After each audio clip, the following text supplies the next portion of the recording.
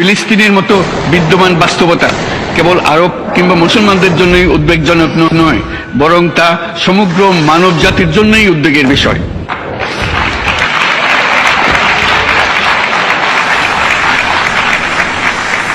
একজন মানুষ হিসেবে প্রত্যেক ফিলিস্তিনির জীবন অমূল্য।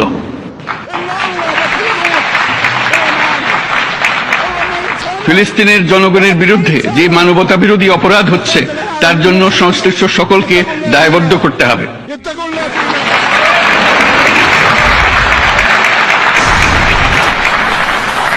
ফিলিস্তিনের জনগণের উপর চলমান নৃশংসতা, বিশেষত নারী এবং শিশুদের সাথে প্রতিনিয়ত যে নিষ্ঠুরতা বিশ্ব দেখাচ্ছে তা থেকে নিস্তারের জন্য বাংলাদেশ অনতিবিলম্বে সম্পূর্ণ যুদ্ধবিরতির আহ্বান জানাচ্ছে।